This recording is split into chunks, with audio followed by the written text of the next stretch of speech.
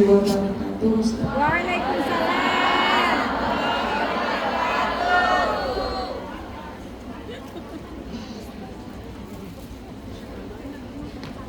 Lanjut. Ustaz, saya ingin bertanya,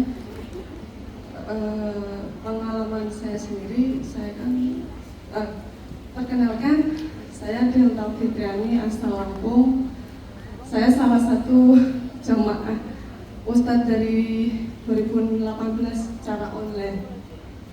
Saya ingin bertanya, bagaimana hukumnya seorang ibu yang tidak merawat anak dari umur 5 bulan, tapi untuk materi semuanya itu saya bertanggung jawab. Tapi dari pihak ayahnya menjelek-jelekkan saya bahwasanya seorang ibu itu ibumu jahat, ibumu tidak merawatmu, dan ibumu meninggalkanmu.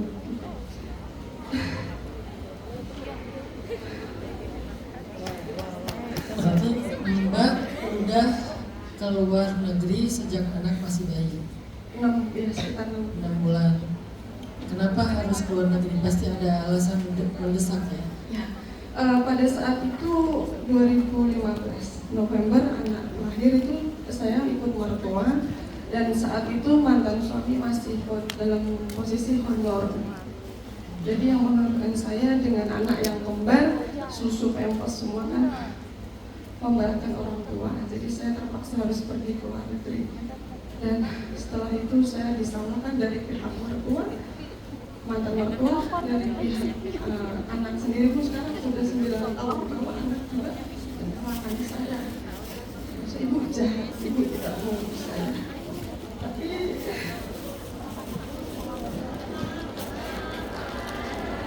Tapi kebetulan sekolah, ngaji dan semuanya saya, maaf saya bukan untuk memperlihatkan, tapi sesaat saya minta bagaimana hukumnya dan saya harus bagaimana. Terima kasih. Sebelum Mbak memutuskan keluar negeri, Mbak pernah musyawarah dengan keluarga tentang solusi nafkah ini? Waktu itu masih sama suami atau udah bercerai? Saya bercerai setelah 3 tahun pergi, lalu saya pulang. Saya sempat pulang, terus kurang lebih di rumah 8 bulan. Saya sempat mengandung anak yang setengah kembar itu.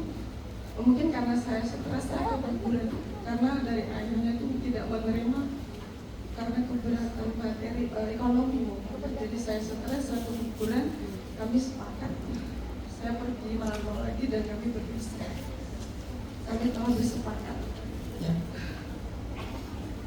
Baik, Pak. Terima kasih Ustaz. Ini pertanyaannya banyak banget. Wassalamualaikum warahmatullahi wabarakatuh. Assalamualaikum warahmatullahi wabarakatuh. My God. Ini maaf ya kalau nggak semuanya bisa kejawab. Karena ini saya coba, saya nggak sempat juga. Kalau mungkin panitia minta tolong di satu-satuin temanya yang serupa, Mbak.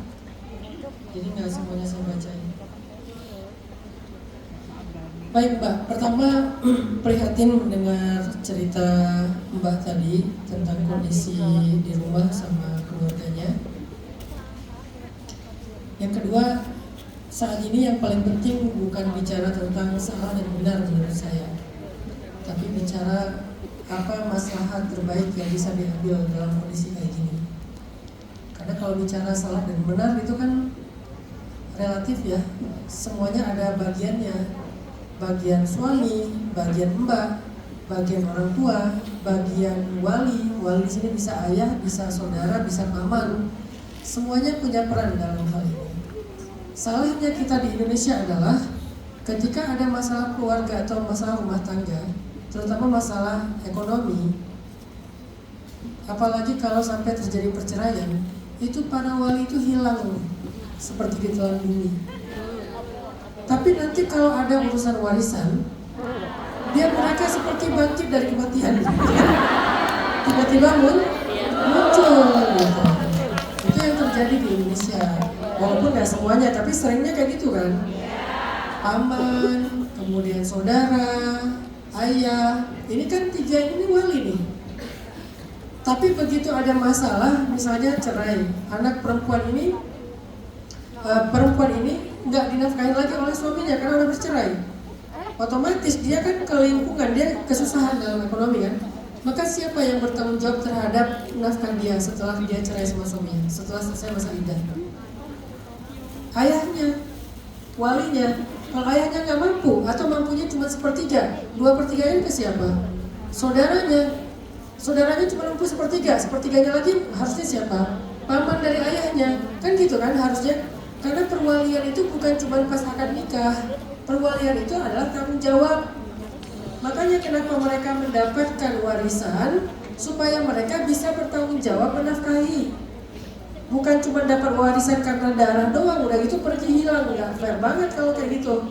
Kenapa laki-laki dapat bagian warisan 2 kali lipat perempuan? Karena laki-laki berkewajiban menafkahi, perempuan tidak berkewajiban menafkahi, kan gitu ya? Hari ini kita cuma bahas warisan cuma 2/1, tapi nggak membahas bahwa tanggung jawabnya pun 2/1 loh. Bukan cuma haknya aja yang 2/1. Saya jadi apa sih kalau karena yang terjadi di Indonesia tuh kayak gitu, yang bikin saya sebel gitu. Orang ngerti banget tentang 2/1 warisan, tapi nggak ngerti 2/1 tanggung jawab. Makanya kalau ngomongin siapa yang salah dan benar, menurut saya Pak, udah sangat relatif lah, dan nggak terlalu maslahat hari ini ngomongin salah dan benar. Nggak sepenuhnya salah Mbak, dan juga nggak sepenuhnya bahwa kondisi kayak gini itu normal. Pasti Mbak punya alasan kenapa harus mengambil langkah yang seberat ini. Kan nggak ada lah ibu yang rela jauh dari anaknya ya. Dalam kondisi yang normal tuh nggak ada. Siapa sih yang pengen jauh dari anak? Ditambah lagi perempuan itu perasaannya jauh lebih kuat daripada laki-laki. Laki-laki aja nggak pengen jauh dari anak-anaknya, apalagi ibu, apalagi perempuan. Pasti nggak mungkin mau. Ini bukan pilihan yang mudah bagi Mbak pastinya. Sehingga Mbak jangan terlalu larut dalam rasa bersalah sehingga nggak ngerasa berhasil sebagai seorang ibu. Mbak itu seorang pejuang yang berjuang dengan caranya. Setiap ibu itu kan berjuang dengan cara mereka, karena kondisinya beda-beda setiap ibu kan. Ada kondisi yang memang dia harus berjuang jauh, ada yang kondisi dia berjuangnya di rumah. Maka Mbak itu adalah seorang pejuang. Semoga suatu saat anak akan mengerti tentang itu. Yang saya soroti di sini, siapa yang mengadu domba? Siapa yang suka banget ngompor-ngomporin gitu? Bukannya dia malah memahamkan anak supaya anak ini bijak, supaya anak ini tersambung dengan ibunya, malah dia ngomporin anak ini sehingga terputus dengan ibunya. Ini namanya apa? Namimah. Mengadu domba. Ini namanya memutuskan rahmi, memutuskan silaturahim. Apalagi silaturahim antara anak dengan ibunya, itu dosanya gede banget. Ini yang saya soroti. Kenapa harus ada orang kayak gini dalam keluarga? Dan itu orang terdekat kita pula gitu kan? Nggak boleh. Bagaimanapun ini ibunya. Tugas orang lain adalah islah, menyambung, sambung, jangan putuskan. Ini yang tersambung malah diputusin. Yang gak ada masalah malah dibikin jadi masalah, sehingga muncullah rasa kecewa dan marah di dalam hati anak. Siapa yang bertanggung jawab terhadap semua perasaan buruk itu? Orang yang salah mengompori ataupun menamimah mereka. Hati-hati, karena kita juga akan jadi mertua nanti. Jangan sampai kita memutuskan menantu dengan anak kita, cucu dengan orang tuanya, dan seterusnya, atau kita dengan besan kita. Gak boleh, itu namanya qat'ur rahmi. Dan qat'ur rahmi itu salah satu di antara dosa besar.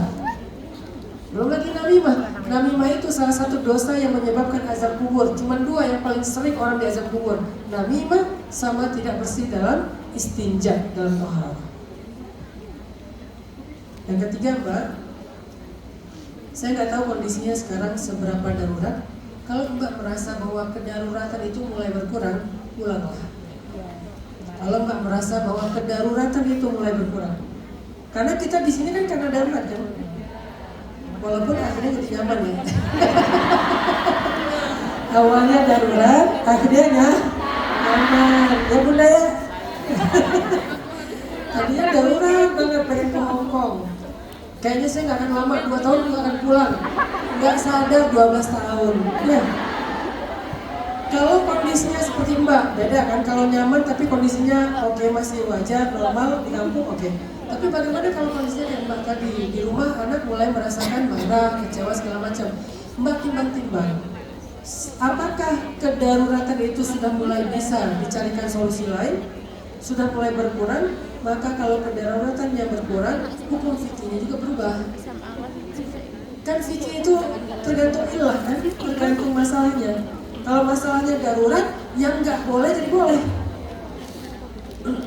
Karena sifatnya al-darurah itu apa? Menghilangkan yang apa? Mudarat yang haram. Yang haram itu bisa jadi boleh gara-gara darurat. Makanya Mbak coba timbang-timbang daruratnya itu udah mulai berkurang atau enggak. Kalau misalnya menurut Mbak kayaknya sekarang nggak darurat amat saya harus keluar, saya masih bisa mencari nafkah di Indonesia, saya coba ngajar ngaji mungkin, atau misalnya bikin usaha mungkin, atau apa dan segala macam, atau dirintis dulu dengan modal yang udah terkumpul, mau berdagang apa, kan berarti udah mulai ada solusi tuh. Ketika kedaruratan berkurang, maka coba pikirkan jalan keluar yang jauh lebih asal. Siapa tahu dengan dekat kepada anak, pelan-pelan anak itu nanti bisa menerima. Karena anak yang mengalami inner child, mengalami luka pengasuhan, walaupun bukan Mbak yang ngasuh, tapi di sini orang lain ya, atau keluarga lain yang mengasuh, kan itu luka. Kalau luka ini dibiarkan Mbak nanti akan mendapatkan masalah yang lebih berat lagi ketika mereka remaja, kasihan. Jadi menurut saya coba timbang-timbang pikiran kedaruratan. Baik, sebelum saya kasih kesempatan nanya yang berikutnya, saya pengen baca di sini ada pertanyaan yang mirip, kemudian saya seleksi ya. Ustadz, bagaimana hukumnya pernikahan seorang TKW?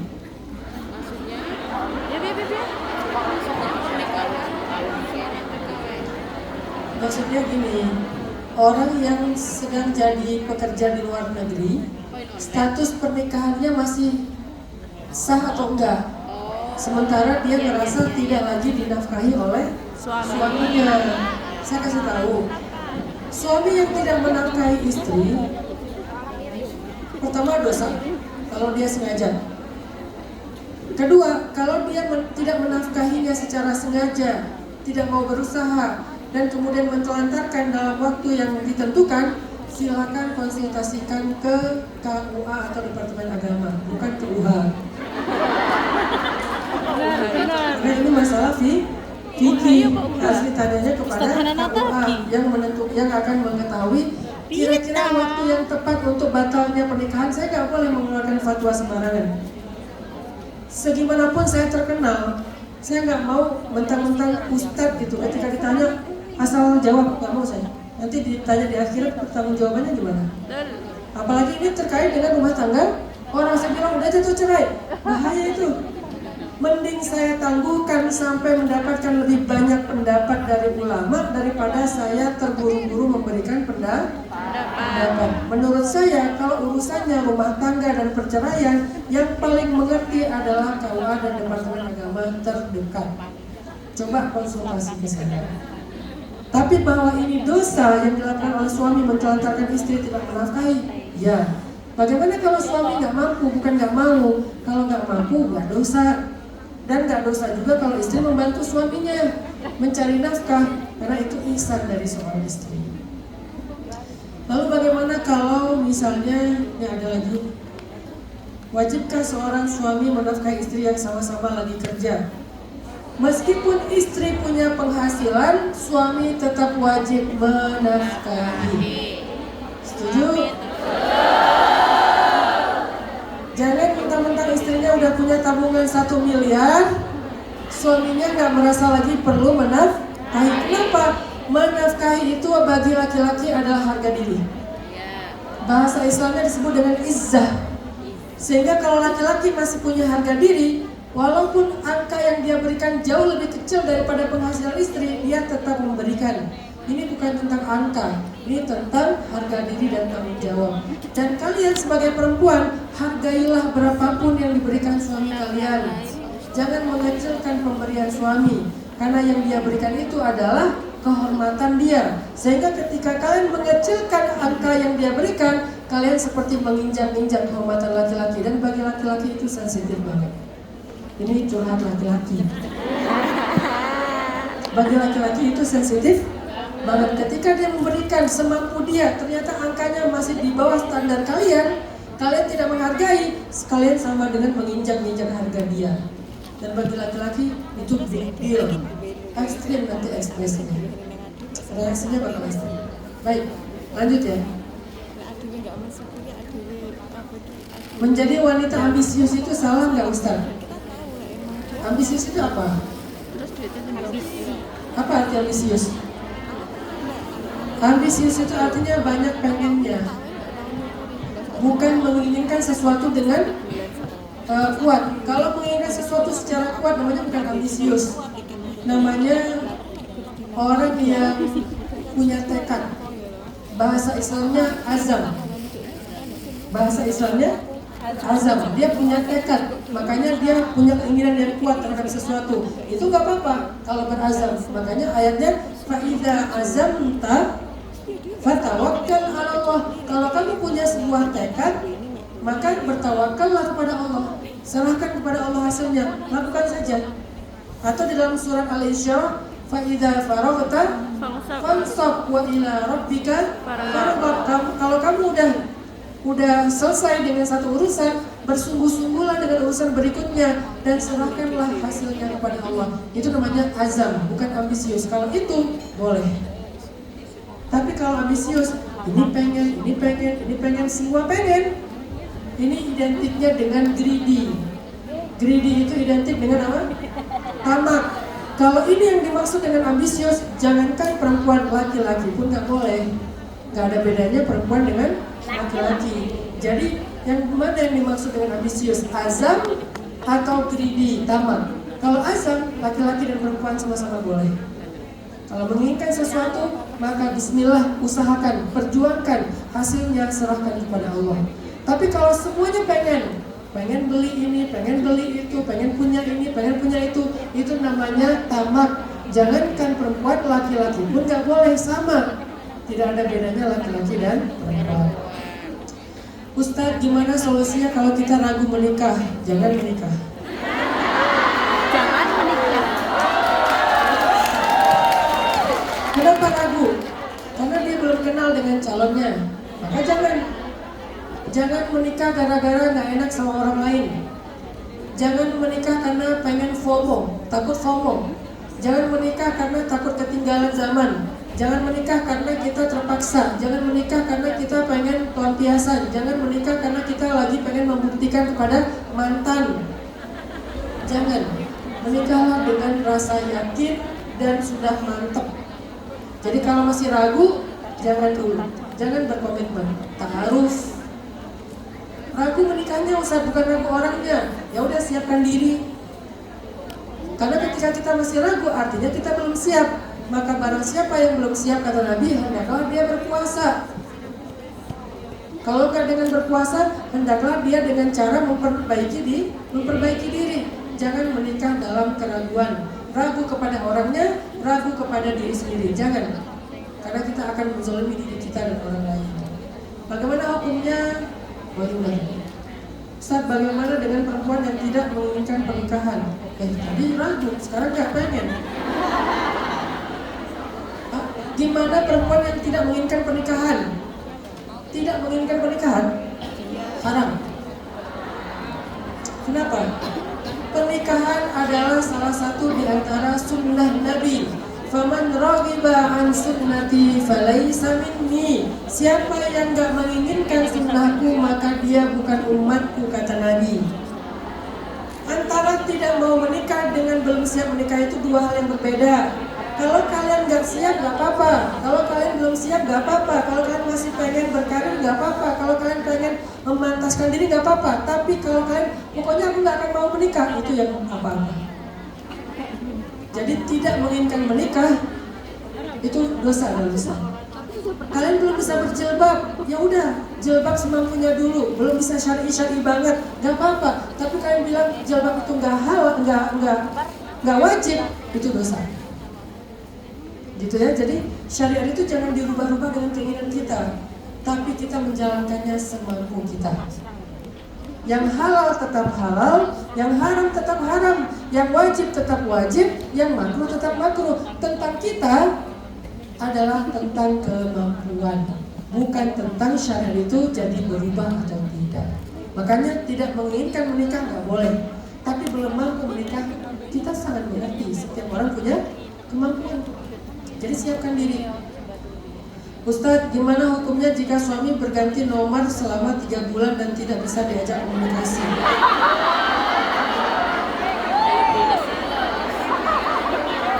Suami nelpon pakai nomor temen, ketika ditanya jawabannya males, apakah termasuk talak?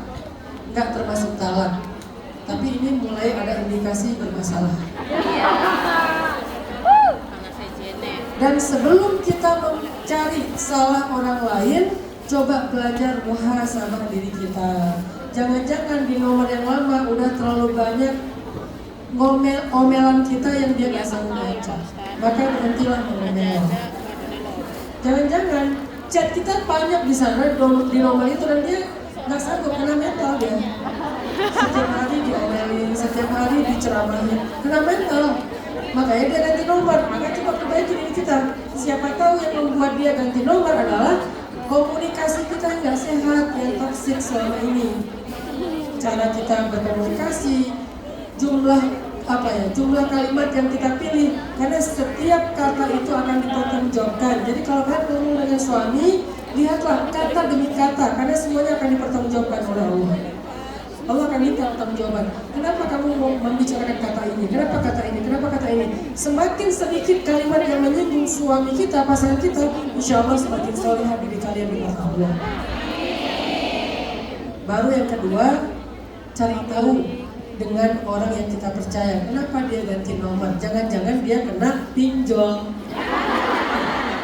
Ya kan? Ada kemungkinan masalah pinjol. Jangan-jangan dia terjebak judi online. Jangan langsung disimpulkan selingkuh, belum tentu. Bisa jadi karena pinjol, bisa jadi karena judi online, bisa jadi habis kuota nggak sanggup bayar sampai mati. Ganti lagi nomornya. Banyak kemungkinan kan?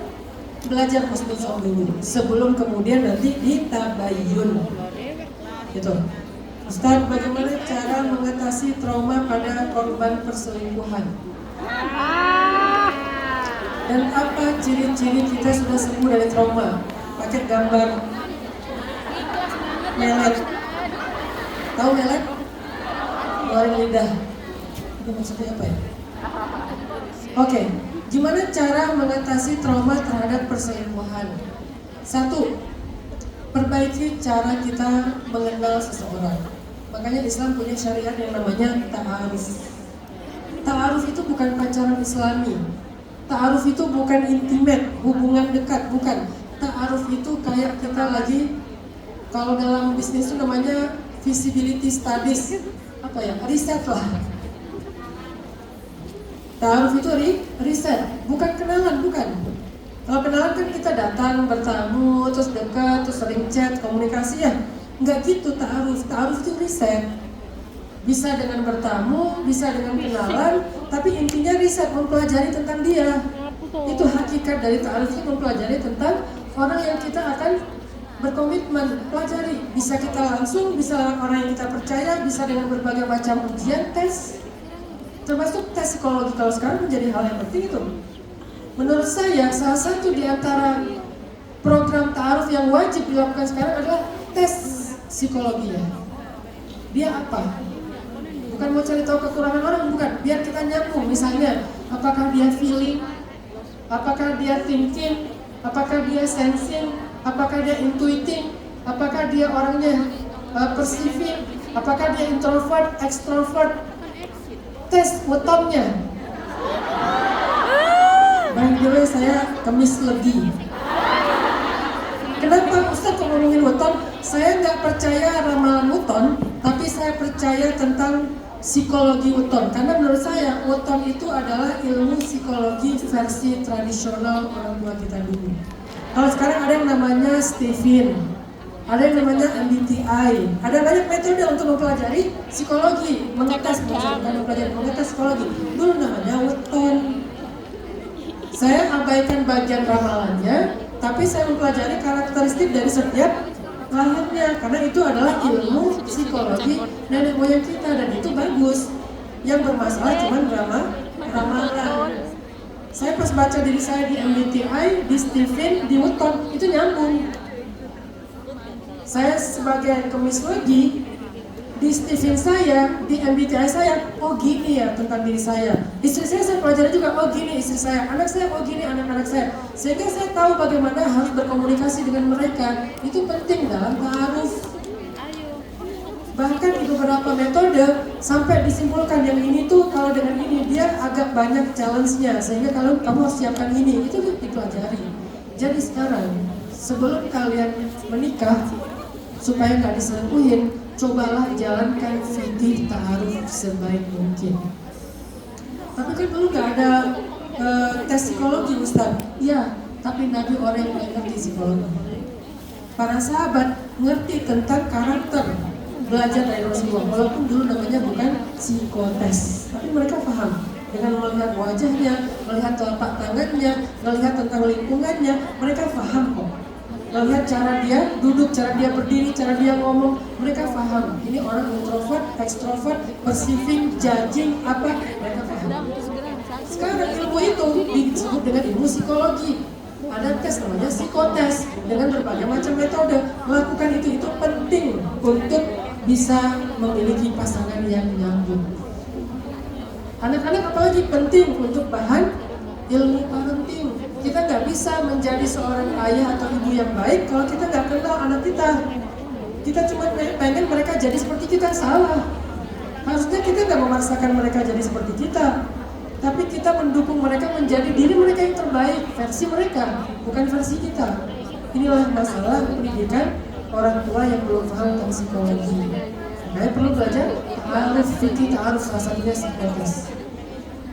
Sisi lainnya, pelajari lingkungan dia tumbuh, pelajari keluarganya kayak gimana, pelajari dia dalam berorganisasi kayak gimana. Itu namanya ta'aruf, riset.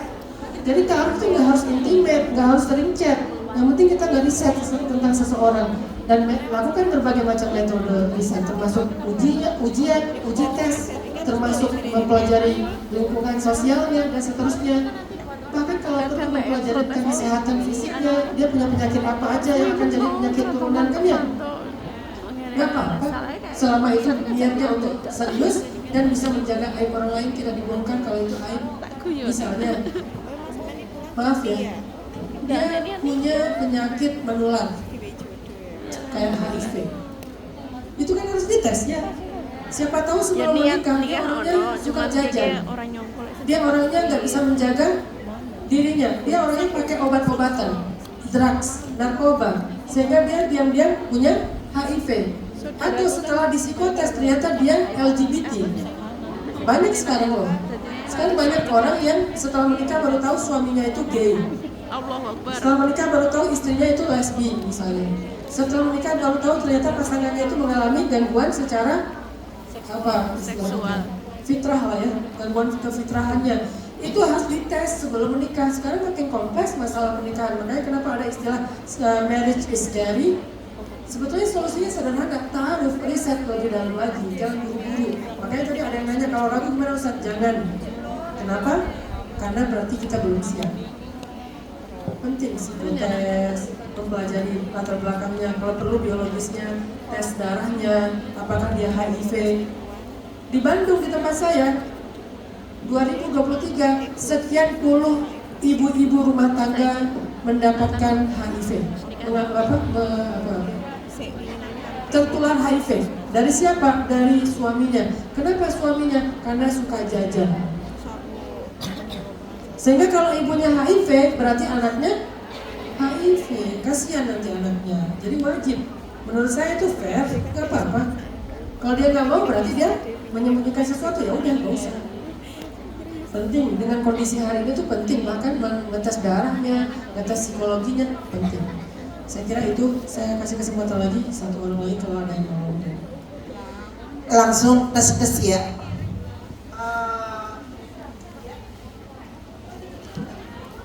Gak usah curhat.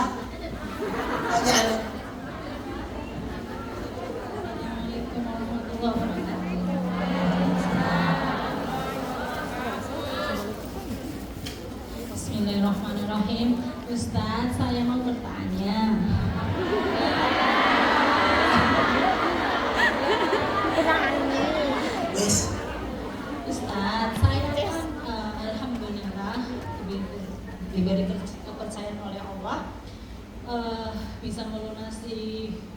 orang tua saya hampir setengah miliar. Alhamdulillah. Dan alhamdulillah sekarang pun saya punya sedikit tabungan dan saya ingin mengumrohkan beliau. Tapi di samping itu saya ada niatan ingin menikah lagi. Saya alhamdulillah dulu juga saya menikah pun perjodohan orang tua, saya tanpa pacaran. Terus dengan takdir Allah 4 tahun kemudian kita pisah.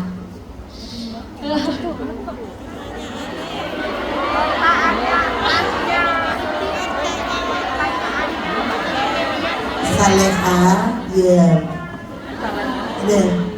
Terus ada seorang ustadz dari Pondok Pesantren Kediri, beliau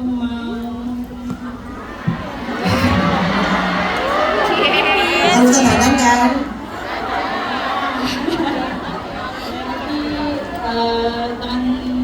Setelah saya menerima beliau, tapi dengan takdir Allah beliau ditipu oleh temannya. Terus beliau dengan terpaksa meminjam uang di bank.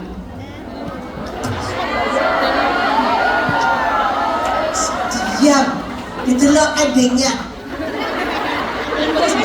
Saya menolak beliau karena beliau main riba. Karena saya benar-benar menjaga riba. Saya sudah menyelesaikan riba orang tua saya. Terus saya dipertemukan lagi laki-laki yang dengan takdir Allah, beliau benar masya Allah. Tapi di riba itu saya menolak beliau. Adakah saya bersalah? Ya, intinya udah Ustaz, langsung aja.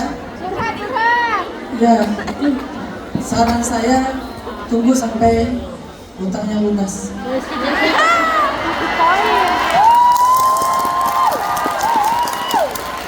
Berarti tetap membayar. Karena utangnya bukan tanggung jawab Mbak. Tanggung jawab Mbak adalah Mbak dan keluarga Mbak. Kalau mau umrohkan orang tua, umrohkan dulu aja. Daripada kalau disuruh pilih umrohkan orang tua atau bayarin utang orang, ya umrohkan orang tua lah.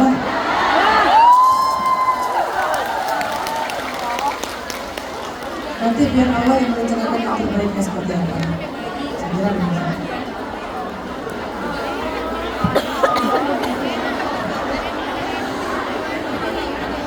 Sudah ya? Pertanyaan sudah, tulisan walaupun tidak semuanya karena jamnya sudah selesai kan. Jam 1 di luar banyak banget. Ini tadi alhamdulillah kan sesi pertama berjalan dengan lancar. Mudah-mudahan sesi yang kedua juga berjalan lancar ya. Ditutup dengan doa. Ini kita sekalian mendoakan ada salah satu teman kita, almarhumah Diah Irawati, salah satu pekerja di Hong Kong yang meninggal dunia pada tanggal 20 September 2025. Semoga proses pemulangannya dilancarkan dengan baik. A'udzu billahi minasyaitonir rajim. Bismillahirrahmanirrahim. Allahumma lakal hamdu 'adada khalqik wa lakal hamdu zinata 'arsyik wa lakal hamdu midada kalimatik wa lakal hamdu ya habibana hatta tarda wa lakal hamdu idza radit wa lakal hamdu ba'da ar-ridha. Allahumma salli ala sayyidina Muhammadin fil awwalin wa salli ala sayyidina Muhammadin fil akhirin wa salli wa sallim wa barik ala sayyidina Muhammadin fil mala'il a'la ila yaumiddin. Allahumma ilaika aslamna wa bika amanna wa alaika tawakkalna wa ilaika anabna وبك حاكمنا نعوذ بعزتك أن تضلنا أنت الحي الذي لا يموت والجن والإنس يموتون اللهم يا حي يا قيوم برحمتك نستغيث أصلح لنا شأننا كله ولا تكلنا إلى أنفسنا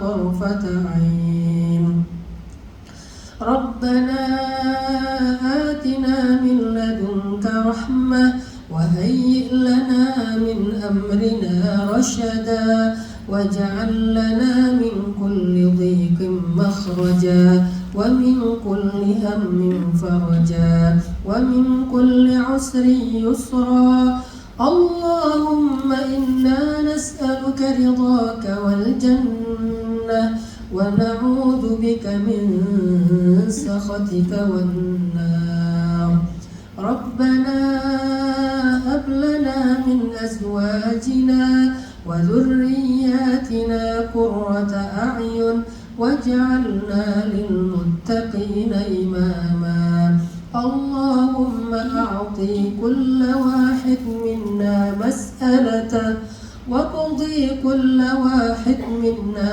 حاجته يا سامع الدعوات يا قاضي الحاجات يا رب العالمين. Wahai Allah, Engkaulah pencipta apa yang ada di langit dan apa yang ada di bumi serta apa yang ada di antara keduanya. Engkau menciptakan segala sesuatu dengan sempurna. Tidak ada satupun yang keliru dari penciptaanmu. Setelah Engkau menciptakannya, Engkau juga yang menjaganya, Engkau yang memeliharanya, Engkau yang mengaturnya, Engkau yang merawatnya. Engkau mengatur segala sesuatu dengan pengaturan yang sempurna. Engkau bergilir, Engkau silih gantikan malam dan siang, musim demi musim. Engkau pergilirkan matahari dan bulan. Engkau jadikan awan berarak, lalu menurunkan air hujan ke tempat-tempat tanah yang tandus, yang kemudian menjadi subur, lalu menjadi makanan dan kebaikan bagi apa yang ada di atasnya. Semuanya berada dalam pengaturan-Mu ya Allah. Langit, bumi, gunung, laut, semuanya ada di dalam pemeliharaan-Mu ya Allah. Tidak ada satupun makhluk yang hidup di muka bumi kecuali Engkau yang menjamin rezekinya ya Allah. Engkau sebaik-baik pencipta, Engkau sebaik-baik pemelihara, Engkau sebaik-baik penjaga, Engkau sebaik-baik pengatur. Engkau yang maha kuasa atas segala sesuatu. Ya Allah, kami tahu tidak ada satupun yang terjadi dalam hidup kami kecuali itu adalah kehendak-Mu. Tidak ada satupun musibah yang kami dapatkan dalam hidup kami kecuali itu dengan kehendak-Mu karena kesalahan-kesalahan kami. Tidak ada satupun kejutan-kejutan yang berlaku dalam kehidupan kami kecuali semuanya ada di dalam ilmu dan pengetahuan-Mu ya Allah.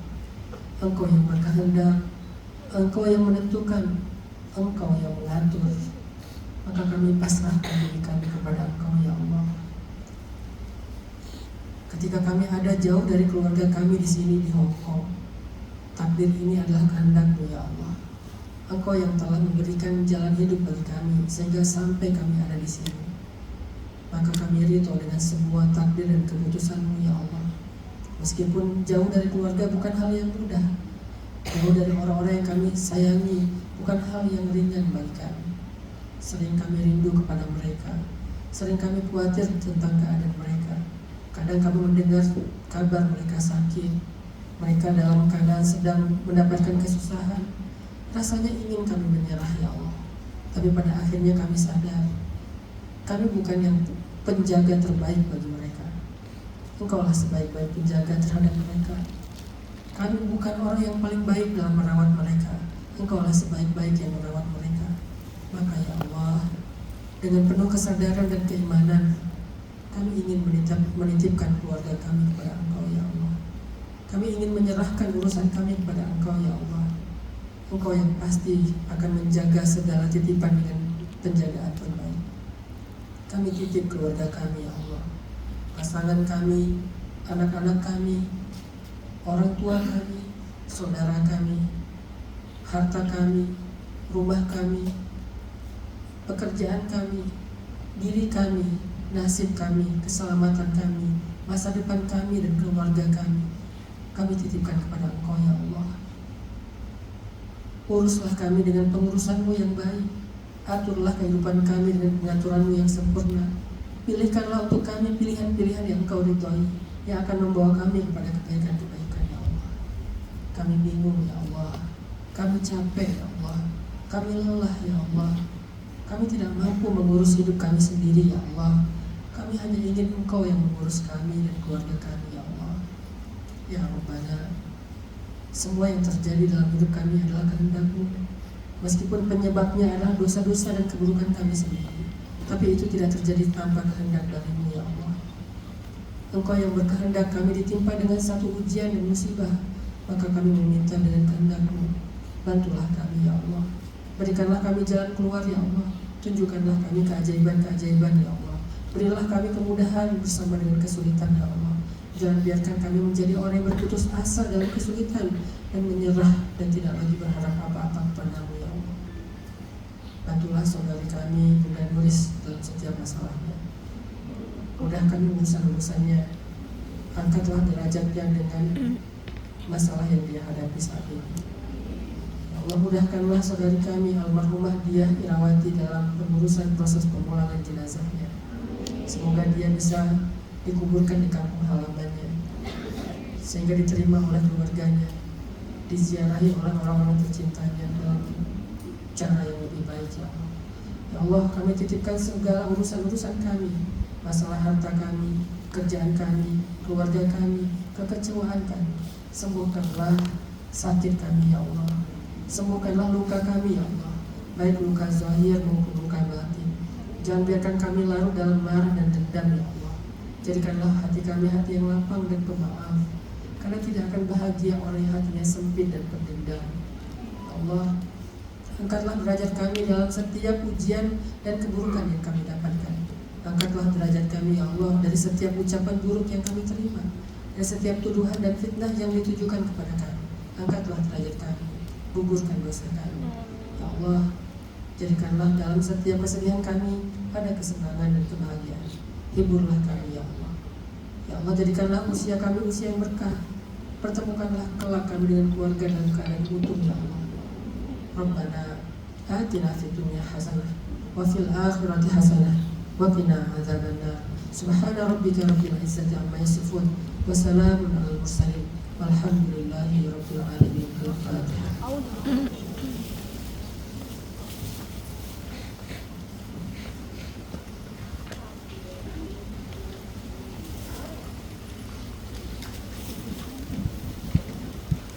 Alhamdulillah atas ilmu yang diberikan kepada kita.